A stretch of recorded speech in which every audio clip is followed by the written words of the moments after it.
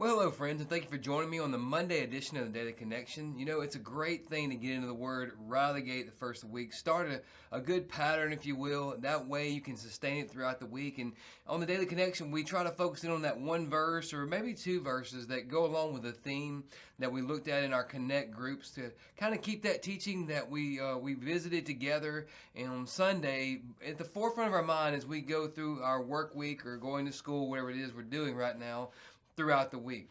Of course, this week we're talking about honoring our neighbor, and the word honor typically means to put above, to set before in priority, in celebration, in value.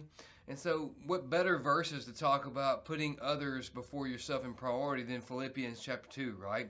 Because after all, in verse 3, Paul says this: do nothing out of selfish ambition or conceit, but in humility consider others as more important than yourselves. You know, it's fascinating. He starts right off with do nothing, and then he gives two negatives: selfish ambition or conceit. You know, the idea of selfish ambition is really at the root cause of sin, if you want to be honest with it, because selfish ambition says, I'm going to pursue my own personal goals, what satisfies me, no matter the results, no matter if it hurts someone, no matter if it puts me in violation of anything. And you go to thinking about it, it really sums up the nature of our adversary, the devil, Satan, does it not? I mean, when you go and look at the various texts, like in Isaiah 14, where the description is given of this beautiful cherubim that fell from heaven, was judged because he tried to ascend to a place of superiority above God. There was a self-centered motive there. Even in man's fall, you know, man and woman viewing the fruit, knowing that God had forbid it for our own good, and yet out of a selfish desire is motivated by deception, ate it anyway. They disobeyed God, and we can go on and on with that. You know, you look at the next sin where you got, the sons. You got Cain and Abel. Here's Cain acting selfishly because his gift was rejected, Abel's was received.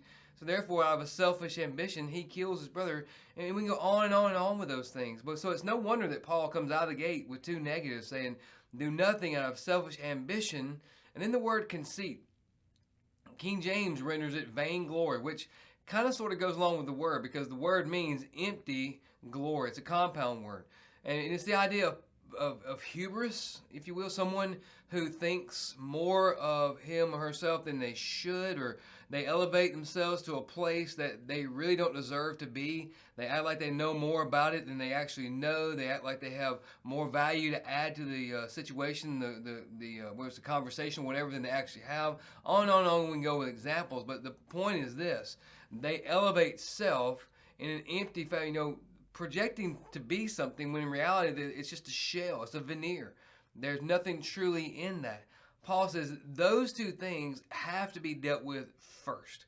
You really have to set those things. Do nothing in this way. Instead, he says, you got to have humility. Consider others as more important than yourselves.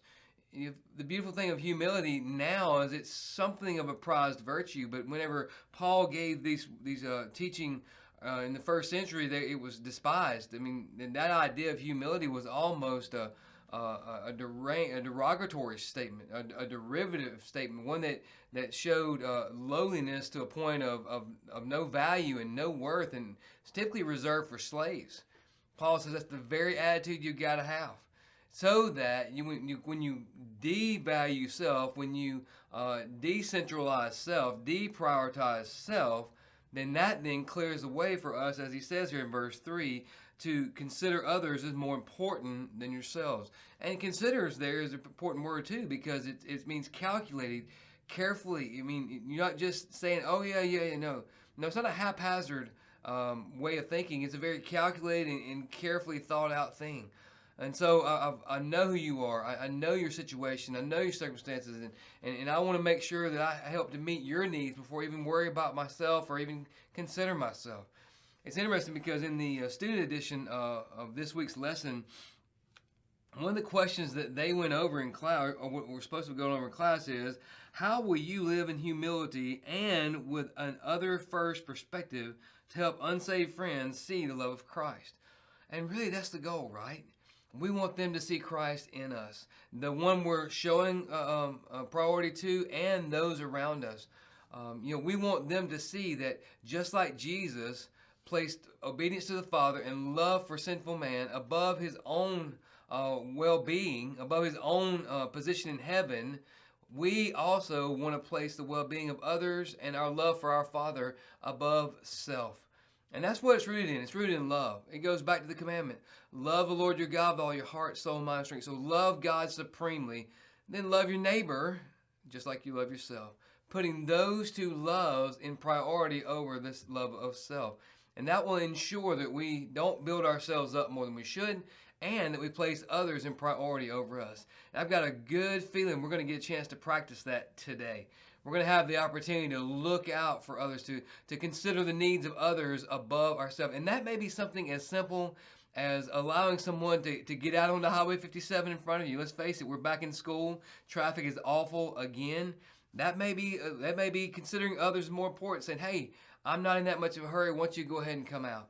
All right, maybe grabbing somebody a cup of coffee at work. It may be holding a door for someone at school. It may be just simply saying a kind word. You let the Spirit of God guide you in that. But what we want to do is we want to show others that we're not puffed up, that we're not pursuing selfish desires, selfish motives. We're pursuing the love of God and the love for our neighbor. We want to honor our neighbor by putting them in priority over self. Well, I love you, Faith Family. Until we're together again tomorrow, live sent.